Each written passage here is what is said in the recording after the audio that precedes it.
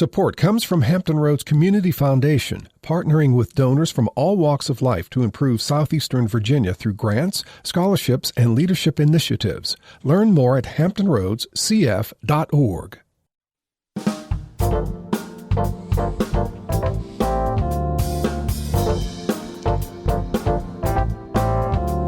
Hello, everyone. I'm Barbara Ham-Lee. It was February 16th, 2023, when Another View was live from Edenton, North Carolina. It's the first time we've taken the show out of state, and we were excited. Truthfully, we were also a bit nervous. Our subject that day, the Confederate statue that sits in the town square. Some wanted removed, others wanted to stay, and we weren't sure what to expect. So what's happened in the years since our visit? The statue is still there, the protests continue, but is there any progress towards resolution? An update on the Edenton, North Carolina Confederate statue. That's next on Another View, right after this national, regional, and local news from NPR and WHRO News.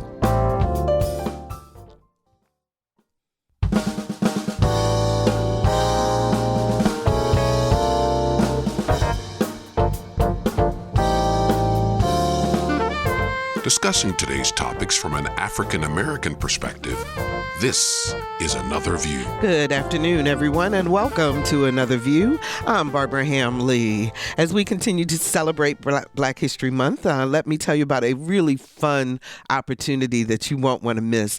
You may recall that last year, Janice J. Johnson, who created the program called Hampton Storytelling, they were on our show, and she and the other guests gave some incredible stories about life here in Hampton Roads, and they're just incredible storytellers. Well, Jay is doing a concert, if you will, on Thursday, the 29th of February, so it's a week from today. It's at 7 p.m., and it's free at the Hampton History Museum, which is on Old Hampton Lane in Hampton, and she is going to perform Back River Road tales, plus personal stories of growing up in an established, quote-unquote, Negro neighborhood in Hampton during the 40s and 50s. Janice is a hoot. You don't want to miss it. That is the 29th of February, Thursday, 7 p.m., and it is free at the Hampton History Museum. So after a year of weekly protests, billboards, newsletters, appearances before town council, and an as-of-yet unresolved lawsuit, the issue of the Confederate statue in the town square of Edenton, North Carolina, has yet to be resolved. Why hasn't a decision been made, and when will it be time for this idyllic community to heal? Joining us with an update on the Confederate statue issue are members of the Move the Monument Coalition, Rod Phillips. Hello, Rod. Hi. He is Mr. Newsletter himself. Andreen Clark, who started this process. Absolutely. How are you? I'm well. Yes, you have to speak. I'm well, thank you. There you go. Okay. And joining me by phone is Susan Inglis. Hi, Susan. How are you? Hello. I am so glad to be with you. No, we are so happy that you're joining us. Also joining me is Reverend John Shannon. He is pastor of Providence Missionary Baptist Church, which is the largest African-American church in Edenton. How are you? Well, just fine, and glad to be here today. Thank you so much for joining me. And we invited, and he accepted, attorney Edward Ed Phillips, who represents the North Carolina Division of the United Daughters of the Confederacy, the North Carolina Division of the Sons of Confederate Veterans, and the Colonel William F. Martin Camp, which is a local group from the Confederate Veterans Camp near Edenton. He was to be with us via phone until this morning at 10:15 when we received, actually the producer Lisa Godley, received this text for him, and it says, quote, "Lisa, my schedule has radically changed since we spoke. I have a major filing I need to prep and will unfortunately be unable to participate. Please accept my sincere apologies." Last time when we were live from Edenton, Mr. Phillips was also unable to join us. We did have a pre-recorded interview with him, but he did cancel this morning. I also want to let you know, audience, that we personally reached out to all members of town council, the mayor of Edenton, the town manager of Edenton, and received no response from anyone. Now, Another View is very specific in its mission of discussing today's issues from an African American perspective, but we try very hard to make sure that we have all sides represented, especially in topics as sensitive as this one. So I invite anyone who is listening, especially if you are a member of Town Council, or you, Mr. Phillips, if you've gotten free and you're listening to us over the web, to please give us a call at 757-440-2665 or 1-800-940-2240 and join the conversation. We will be glad to have your perspective. So my panel here in the studio, I didn't get a chance last year when we were live in Edenton to go to the statue until after we did the show. Mm-hmm. And while it was breathtaking, I mean, in terms of this beautiful little short walk from where our location was that we did the live show to where the statue is located. But the flag also was it made me think. I just had the best conversation with people who were just so nice, whether they agreed or disagreed. The very nice folks to talk to, but I don't feel safe. And I'm wondering, is that what you guys want people to think when they come to Edenton, that if you're a certain hue or anybody, that you're just not safe? Andreen. Yes, definitely. That is a bad look for Edenton, and I would rather say perhaps it's not so safe. We have had people down there with weapons. The Confederates on the other side who march up and down tend to be a little loud. Name calling, people driving by with guns in their pickup trucks, and they stop and want to converse with us or shout at us. We have asked the town council over a year now to provide more protection or move the statue for safety. I think African Americans coming to Edenton would gain a great bit and contribute a great bit to the Edenton community. There is incredible history there, African American history. So it is a beautiful town, and blacks have contributed beautifully to the town in history, but many don't come down and even join us for protests because they do have a fear of their employers who won't support them, fear of their landlords who won't be happy if they're down there. It's a small town. Everyone can see your face. And as a matter of fact, some of the town council members are lawyers and they're landlords. And so they're not happy about us being there, even though they, ruled to move the statue. But we have obstacles. And if they really want to move it for safety reason, surely something can be done. Something can happen. Reverend Shannon, what do they say? What do you hear from your congregation in terms of the fact that the statue's there, the protests that are going on, and how is the black community kind of absorbing this movement at this point? Okay, from the perspective of the congregation, I have full support, in opposition against it. But as Andrina was saying, the members, right there in the town of Edenton, they feel reluctant to come out and physically, participate. They have participated, when I have encouraged them to come. We was there 1 or 2 weekends, and we was walking and singing and that kind of thing, and they was excited about doing it. But like I say, it kind of tailed off, and so I have full support with them myself, and they do come by, give thumbs up. They come by and they roll the windows down. They, let it be known that they're there in support of what we're doing. But as far as actually coming down there to be a part, that doesn't seem to happen the way that it should. And I want to say this, and I was talking to some people about a meeting about some other things, and it kind of came up about the monument.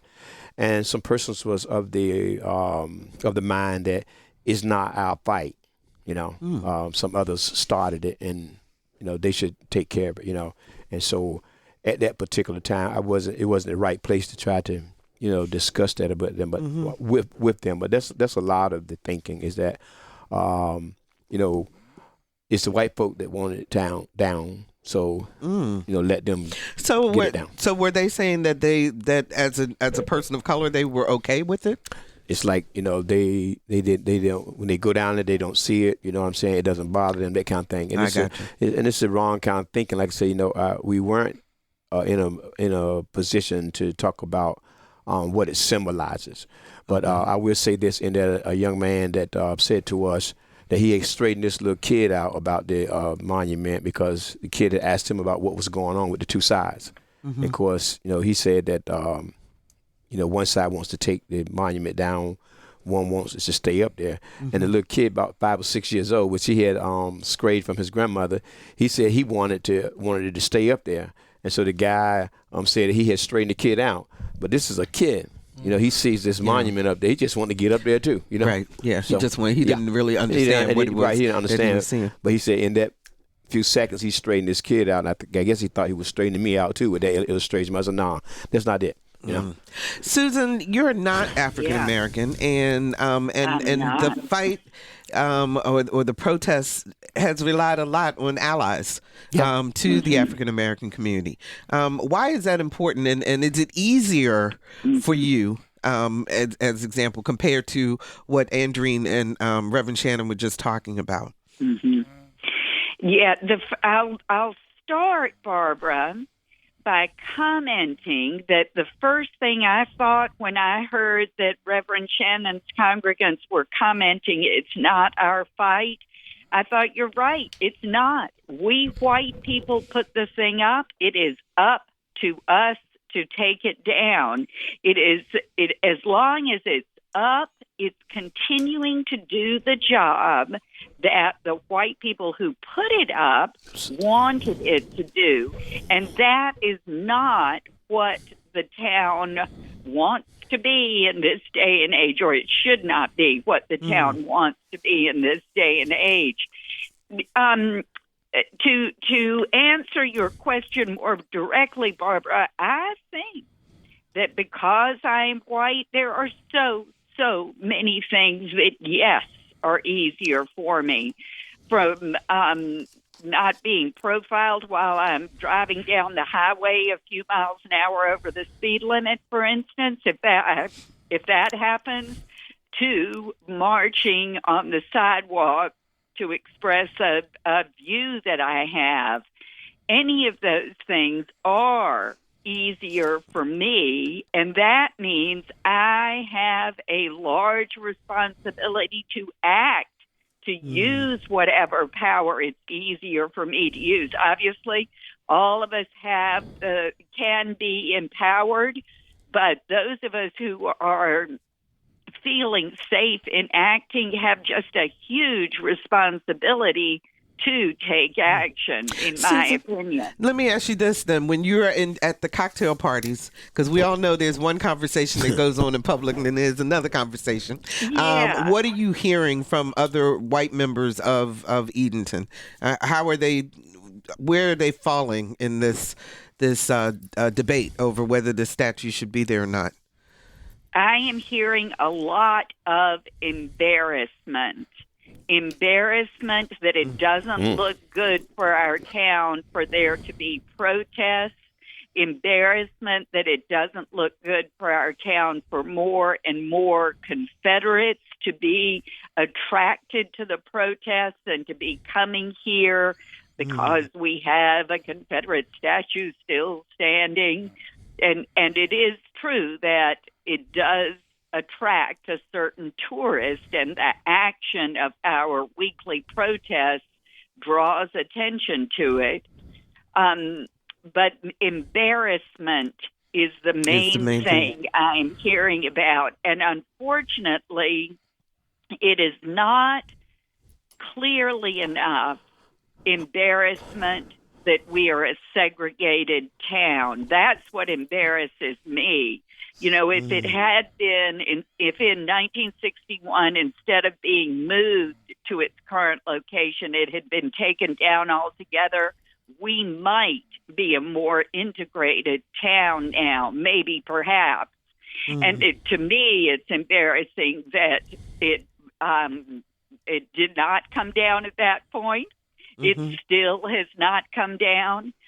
we can feel, I say we because I will posit that any of us can feel a sort of change in mood driving from north to south in town. It feels different in different parts of the town, and that is embarrassing. Yeah. We ought to be a more integrated town. Rod, what's the latest? Where are we in the fight for either bringing it down, keeping it up, a decision? What's going on at this point? Currently, everything is on hold because of a supposedly temporary restraining order placed on the town by Judge Jerry Tillett last year. Mm-hmm. He is apparently waiting on a decision that the Supreme Court is going to render, having to do with the monument. The North Carolina Supreme Court. Yeah, North Carolina Supreme Court monument case in Asheville, I think. Mm-hmm. But didn't town council vote to actually move it, and there was some movement in there? Town council voted to move it to park about a quarter of a mile away from downtown, Hollowell Park. Right. And that was almost a year ago. Mm-hmm. And then the restraining order was slapped immediately against the town, preventing them from moving. Because as a matter of fact, they had already started to dig the base. I think the foundation. The town says that they have made earnest preparations, but all you see out there is a 7-foot by 7-foot hole with 4 orange cones on it around Is it. it still there today? Yes, they call that progress. I call it a traffic hazard. It wasn't really well intended, I don't think. I think they waited for the United, this is my opinion, the United Daughters of the Confederacy to come up with their monies to stop the move. You don't know, but just how I feel. It looks a little strange that suddenly there's this block and they waited a week almost to move it. So we don't have Ed Phillips here. He is the attorney That's representing the Daughters of the Confederacy and so forth. But we did have some sound from our show last year on why this group decided to sue. The monument, according to the town of Edenton, belongs to them. Okay. And at one point, before the litigation ensued, the town of Edenton told Chilwell County, this is your monument, take this off our hands and move it. And that didn't go anywhere. So I think in this situation, it's clear that it's a publicly owned monument on public property. The question is which entity out of the two owns it, I suppose, on some level. But I think the town of Edenton has basically said they do, and they have the authority to move it. But the question is, some of these places they're suggesting moving it to, if I remember correctly, was near a wastewater treatment facility. The argument is, well, is that a place of equal prominence as to its current location? And the answer on that one, certainly not. Other places, it's a fight under the statute, what it means and what that could possibly be to reasonable people. Okay. Where would your client, well, obviously your client wants it to stay where it is, but have they come up with any locations that would be appeasing to your clients? We had discussed that, and I really can't go into some of that client confidential information. However, I can say that at this point in the litigation, the choices they've seen or have heard being bandied about, they do not believe any of those really hit the mark in terms of a place of equal prominence. So I think that's one of the big issues for them. So, Rod, and with the Move the Monument Coalition, would you guys be okay with moving it to a different location, or do you want it gone from sight? We have different opinions on that in the group. To be honest, some of us will probably settle for nothing other than moving it from public property. We don't want it maintained at public expense. There are some others who would be okay with moving it to a cemetery, for example. But the one thing that unites us all is that we're all determined it cannot stay where it is. Mm-hmm. So give me a feel, you guys, of a typical Saturday. What happens when you're there from 11 to 1, right? Yes, Yeah. we're there. Okay. And what happens, Andrew? We show up at 11 to 1. First, we had it out in the evening, and then it was too dark, and so we decided to have it at 1 o'clock, and then a lot of activities. Then we wanted to avoid the counter protesters, the Confederates, so we moved it earlier at 11, and then they followed us, and the city gave the Confederates permit to demonstrate with us. So then we clearly saw that they were there to agitate, and the city wasn't preventing it. Now, are you guys in the same space, or you're across the street from each other? Across the street from each other, but then they've set up a table, a promotional table with brochures and misinformation right where we walk, right on the sidewalk. Same side. But it's on the same side. It's a private property, so they can do and park, and the owners have allowed them to set up shop on her property there. We have many, many signs that Rada's made. We have handwritten signs that says remove the monument, that the Confederacy is like a worship.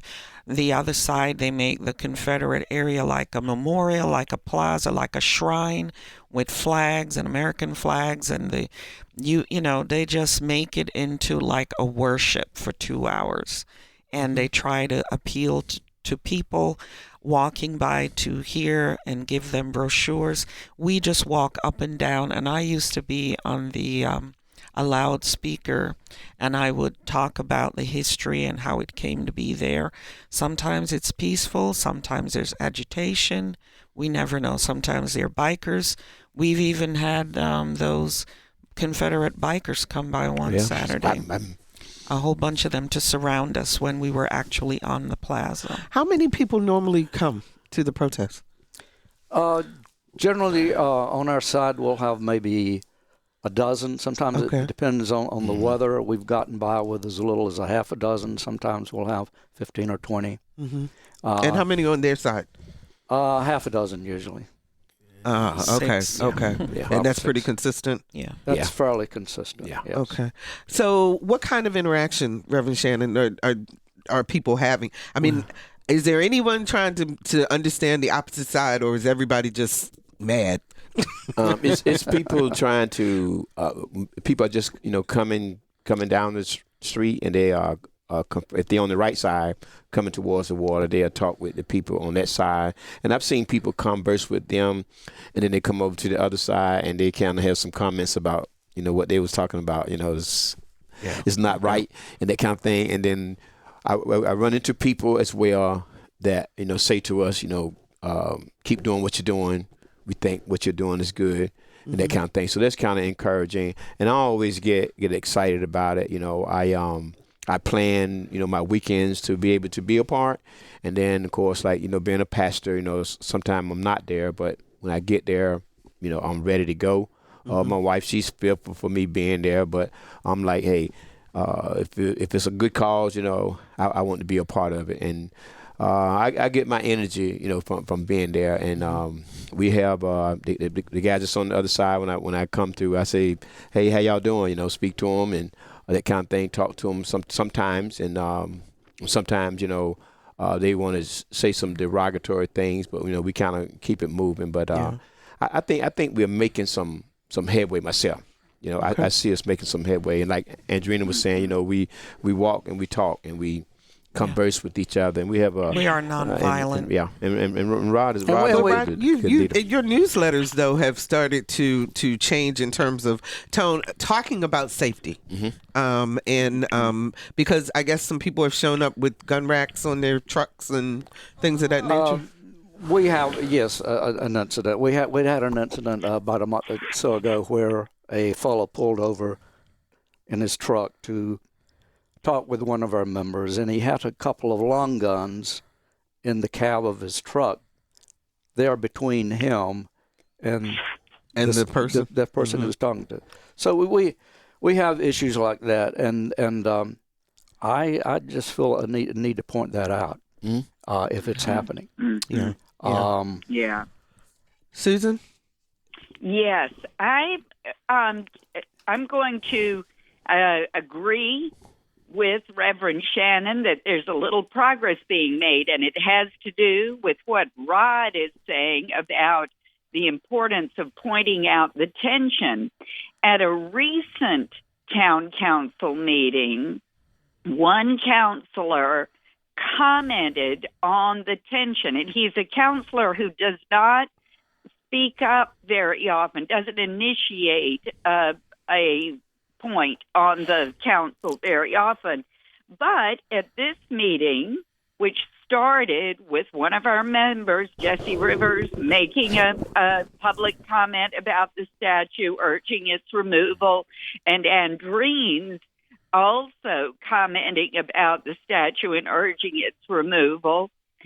I think partly due to their comments and mostly due to this rising tension, Councilman Bond said, tension is rising, he said to his fellow councilman. He said, what are we going to do about this? He called for action. And another counselor a new counselor asked whether the town is making sure, he said, are we making sure there is police protection for our protesters? And there was a mumbled response. And the mayor said, let's get together with our attorney and see what our options are. Okay. These three things sound to me like progress, even though, as Rod said, the restraining order that Judge Tillett put on remains in place and remains a stop, apparently. Yeah. If you're just joining us, we're talking about the ongoing division over the Confederate statue that stands in the town square of Edenton, North Carolina. Our guests include members of the Move the Monument Coalition, Rod Phillips, Andreen Clark, and Susan Inglis, along with Reverend John Shannon, pastor of Providence Missionary Baptist Church, which is the largest African-American church in Edenton. And we had invited attorney Edward Ed Phillips, who represents the North Carolina Division of the United Daughters of the Confederacy, the North Carolina Division of the Sons of Confederate Veterans, and the Colonel William F. Martin Camp, a local group from the Confederate Veterans Camp near Edenton. He agreed to be on our show, but this morning called and canceled.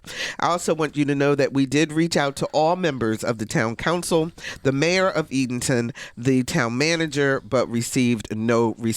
We extend our invitation again, if any of them are listening, to join us at 757-440-2665 or 1-800-940-2240. Let's talk to Cliff from Portsmouth. Hi, Cliff. You're on the air. Hey, Barbara. Hey. How you doing? I'm good. How are you?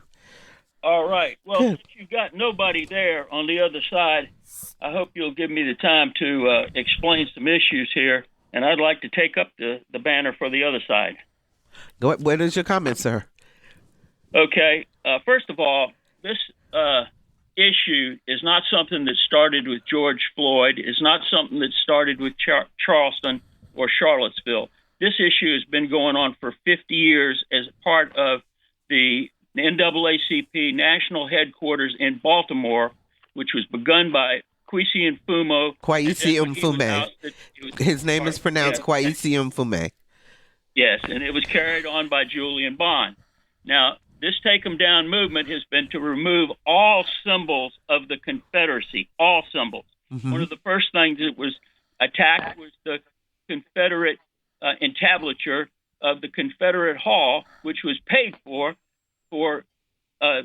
daughters and children, orphan children at Vanderbilt University. They finished that and they built it, and they wanted to take it down because that was offensive to them. More recently, in North Carolina, and I did my graduate work there. It's a very liberal state. Its universities are very liberal. I studied communism under those people in graduate work. The two places that are particularly of importance in North Carolina were Durham and Chapel Hill. And both of those incidents were led by communists that were in Durham and in Greensboro. The Worldwide Workers people And the thing about them, they set a model which has gone throughout the South and has gone nationwide to a large degree. Cities which are dominated now, small community cities which are dominated by blacks, and there's no white constituency left. They've moved to the suburbs with more affluent blacks. They are pushing for issues to take control. Secondly, the issues that are being pushed. Okay, can we talk specifically about the monuments, since that's what we're talking about on today's show? That's what I'm talking about. Okay, yeah, I'm talking all right. about all symbols, because it's not just monuments. It's all symbols of the Confederacy. It's to erase these symbols. And this thing of racism. Look, I'm old enough. I'm 76 years old. This thing is being generated and ginned up just to cause division across the country so that you can have the Democrats stay in party. If you can't, you got people like Al Sharpton. If there's no racism, they'll go fly across the country to land somewhere if they think they can stir up racism. Okay, Cliff, we got your point. Let me let our panelists respond to that. Andreen. Yes, it's not a matter of racism. Our movement is not trying to change anyone to be non-racist. You have to be empowered to be a racist. So black people generally are not racist by the pure definition. I personally do not want to have a white man on a high platform over my head with a gun as a power symbol for my children to see. What does that say? And we're not taught in a school anything else. So, yes, symbols of the Confederacy should be removed. They are not a part of America anymore. They wanted secession. They want to portray white power. And I think we're moving in a more progressive way, and that's more sustainable. And I'm glad that our town council member, Mr. Bond, brought the issue up, and we should have it moved because of safety issues. And people like that, the man commented, we're not trying to remove history. It just needs to be in a better place, a more appropriate place. Susan, do you want to respond to Cliff's comments? Yes, I will say that I will agree with him that many of these Confederate symbols were put in place by the descendants of Confederate veterans, including children. These were people who were caught up in an idea. The idea is the myth of the lost cause. And that idea is not an idea that is constructive at all in our day and age. It is an idea that we should include in what all we learn about the way our country has grown. But it is our country, the United States. That is the country we are in. And that is the country that the myth of the lost cause is one small part of. So celebration of that myth does not belong in the most prominent spot in our historic town. Okay, Reverend. I would just like to say that, in order to, to bring people together, we have to do some things differently. And so it's about a symbol, and it's about what that symbol stands for.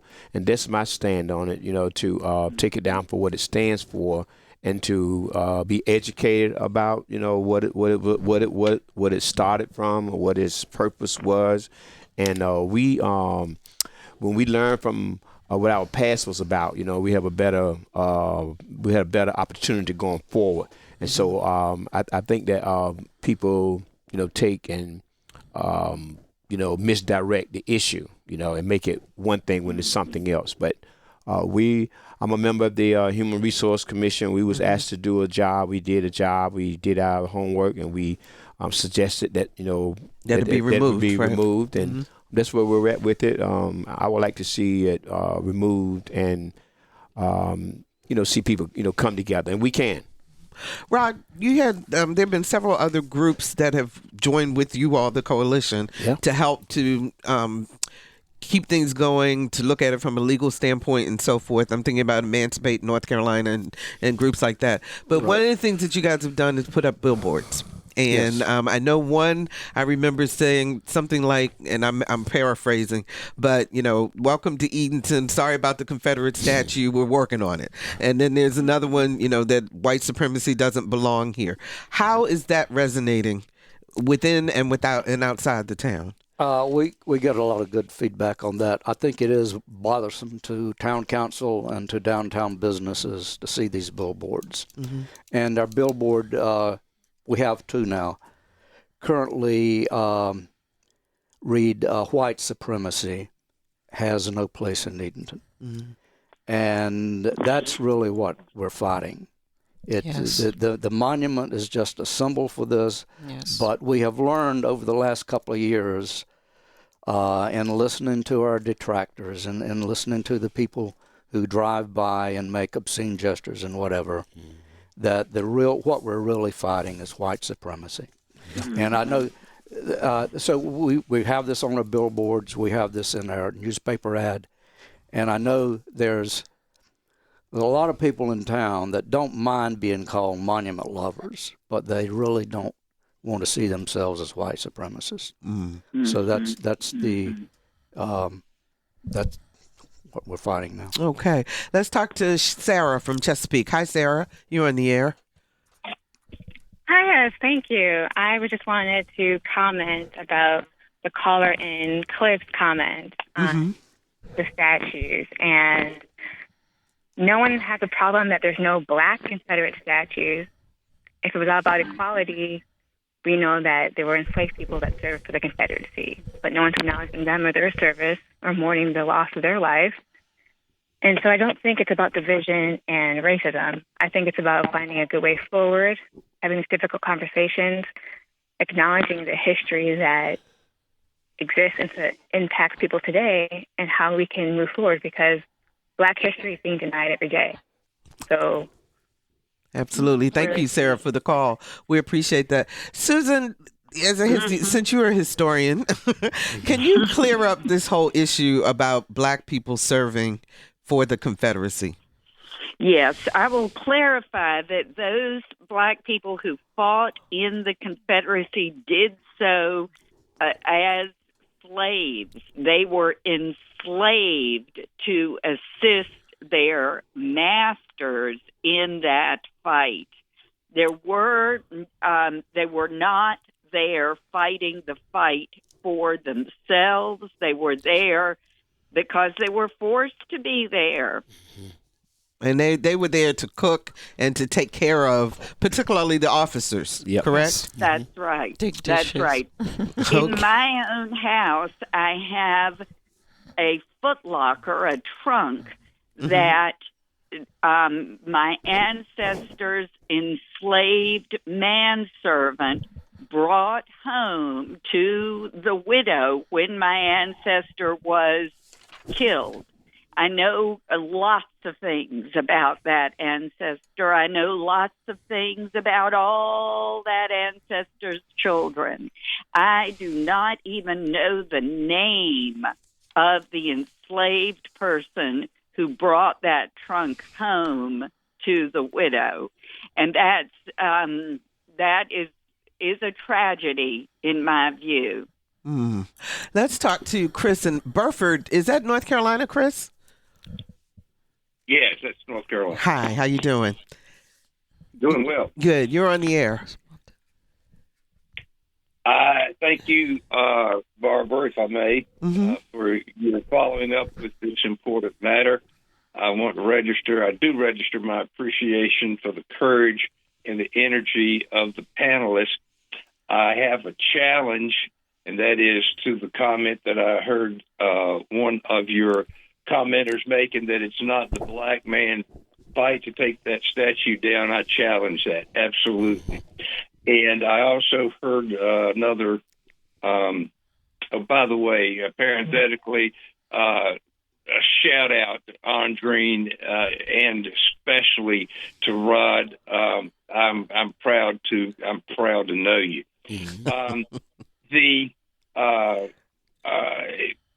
So the matter down here in Carteret County, where we have our Confederate statue in Beaufort, is undermined by fear in the black community. I'm white, by the way. But I know that firsthand, and I'm hearing that loud and clear coming from Chowan County and Edenton.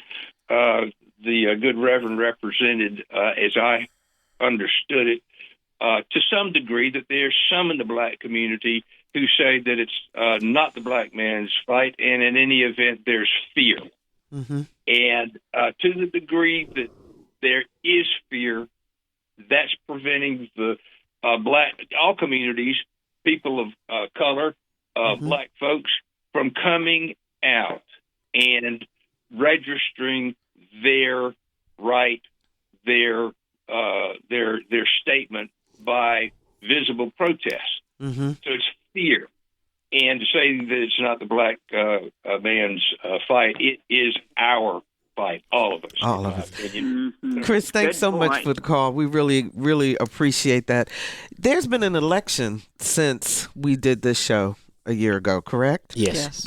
Has that helped in terms of, or was this issue on the ballot? Was that a consideration in terms of bringing in new, or did everybody that was already there get reelected, or how did that go? Well, we had some new people to come in, but they did have some comments, to the people who was coming in to be elected, and most everybody kind of skirted around the issue about the monument, which was one take, in my opinion, was that we had already the decision had already been made about what to do with it. So to just say that we would consider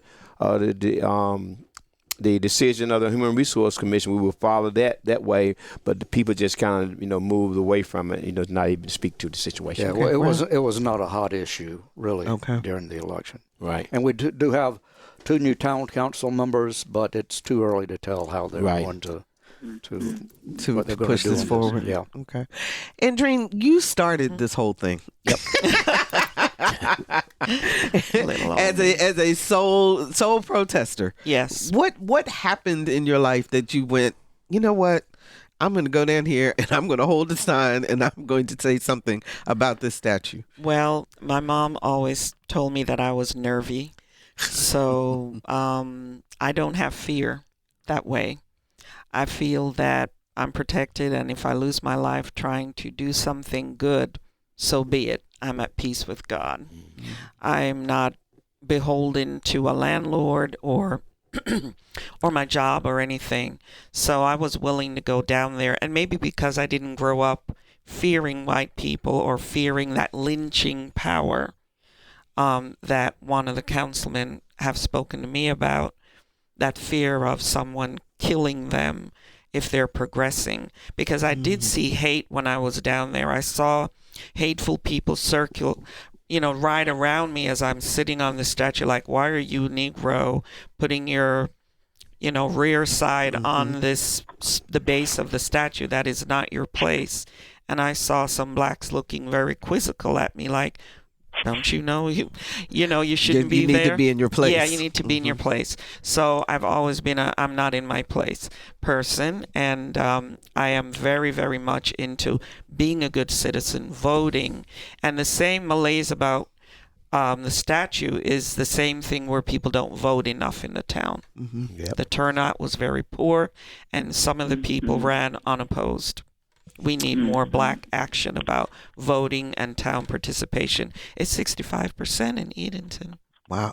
So the population is 65% African American. Yes, that's what Mr. Bond told me, yes.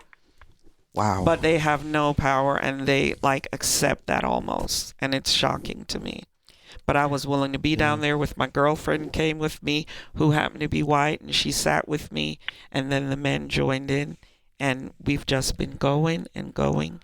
Everyone has something to contribute. We turn no one down. Come on out, people. Let's talk to David in Suffolk. Hi, David. You're on the air. Hi. I just have a question. Has there been any discussion of compromise? And my thought is, why not change that memorial into a memorial for veterans of the Civil War? You could change placards, you could change statues or anything like that. And I can take my answer off the air. Okay, thank you so much for the call. Rod, we haven't heard from you in a while. I don't see any way to rehabilitate this monument by changing the wording on it or by adding a contextualization plaque. Mm-hmm. These are just reasons or methods to keep the monument there. Mm-hmm. That's. I mean, you put a couple of signs. I mean, you can see this monument from 4 blocks away. How close do you have to be to read a contextualization plaque? So this is just a scheme to keep the monument in place, basically. Susan, you want to respond to that too? Yes, I want to add that, yes, there has been some effort at conversation between the two sides. As Reverend Shannon said, he speaks to the other side when he shows up. I have not had success in my efforts to just have a conversation about what this statue means. I do think the town has an opportunity to make that conversation happen. And I think, and I have heard citizens saying that they would like that conversation to happen, a conversation for reconciliation that could well result in an entirely different object being placed in that location. So I think there is some appetite for such a conversation, perhaps or perhaps not, including exactly the protesters who are our counter-protesters. I don't know whether they would show up for the conversation, given my experience with them. Are the counter-protesters members, residents of Edenton, or are they outsiders? For the most part, I know at least 3 of them seem to be, but then there are some people that come in that's not from the area, and also the persons that's over there regularly, they don't want nothing else but for it to stay up there. That's their conversation. So they're not willing to have a conversation, right? A compromise. Right. Of some and I was given an opportunity to bring 3 entities together, but it doesn't happen. Andrina, I understand you have moved from Edenton. Is it because of what's been going on, or is there other things, and are you still engaged in the fight? I am still engaged in the fight. I just made a different curve, and I'm still much interested. I did move because my son is in the state of Virginia, so I didn't go too far away. Okay. Still committed. Let's talk to Mac in Newport News. Hi, Mac. You're on the air. Oh, hi. Can you... yes, we can hear you. You're on the air. And we only have a short amount of time, so tell us your comment. All right. Okay. I just want to read a statement for the good old boys. I think you should take this statement and put it on that statue in lieu of anything else, or put a sign near it. And this is the cornerstone speech from Stevens, who was the vice president when they founded, and this is called the cornerstone speech. Our new government's foundations are laid. Its cornerstone rests upon the great truth that the Negro is not equal to the white man, that slavery, subordination to the superior race, is his natural and normal condition. This is our new government. It's the first in the history of the world based upon this great physical, philosophical, and moral truth. So you would like to see that put? You would like to see that put on the statue? Is that what you're saying? Or just put another one up and just put that out there. And when the good old boys come by with a gun, see if they really agree with that. If they're going to tell that to the black people they work with every day. Okay. Thank you, Mac. We appreciate that call. Your response, Rod? I have really nothing to say to that. Anybody? It is white power. It's a plaque. I mean, we can't delude ourselves that the Confederacy was about slavery. It was about white power. It was about seeing black people as less. Yep. So let me ask you this question. Oh, I'm sorry. Susan, did you want to respond by any chance? I was just saying, yes, that cornerstone statement is what that statue's about. And there's no arguing it. That's what it's about. So where do you go from here? What's the next step? I know we're waiting for legally. We're waiting for the injunction, the pause to be lifted. Correct. Yes. And what's the push? It's always like we're always waiting for the other shoe to drop. You know, there's always something, and if it's a commission report or it's some plan to give the statue to the county, and so we got to wait on that. So I don't know, but I know that our group will continue to do what we're doing. We will continue to meet on Saturdays indefinitely. We will win because we will not quit. Okay. Consistency, you know, to stay focused and stay in the fight, you know. We in it for the long haul. It's not going to get easier for the town. It's going to get more and more difficult by the week, by the month. Why do you think the business community, for example, as you were talking about them being upset about the billboards and about why haven't they risen up to say, hey, town council, fix this? They don't want to lose their business.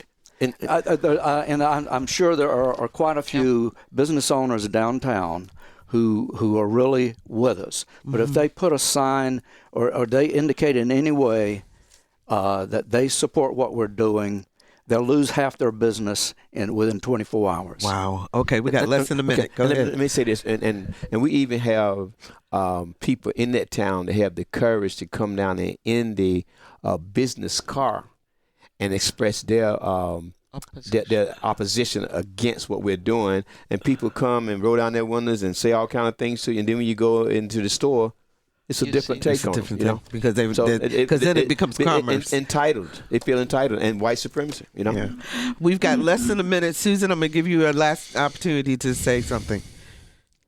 Well, thank you so much for having us. Thank you for keeping this conversation going, because opportunity is what this is about. We will continue to work on getting this symbol of white supremacy removed, and the opportunity that comes with that is an opportunity for reconciliation, which will include conversations our town has been needing to have for a couple of hundred years.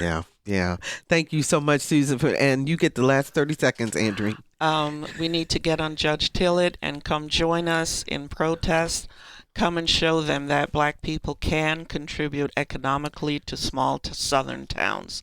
Come and support Edenton. Thank you all so much for joining me. We will continue to monitor, to follow up, and to keep us informed about your progress as you go along. Okay, and thank you, audience, for spending an hour of your life with us today here on Another View. Please share today's show with a friend. Go to anotherviewradio.org and download the podcast. And don't forget to sign up for our eView newsletter. It is a once-a-week reminder of upcoming shows.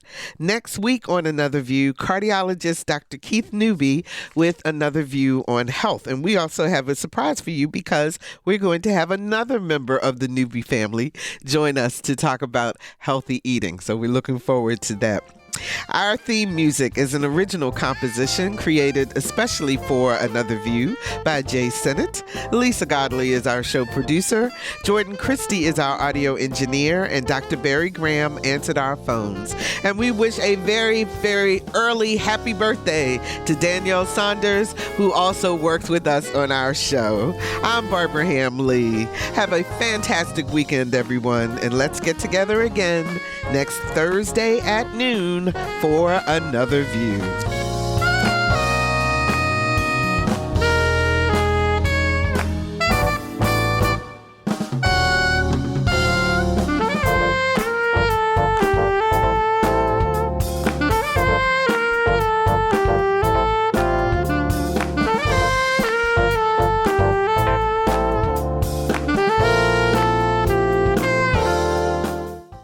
Support comes from Hampton Roads Community Foundation, carrying out your charitable wishes forever. Whether it's helping shelter animals, feeding the homeless, enhancing the arts, or supporting students.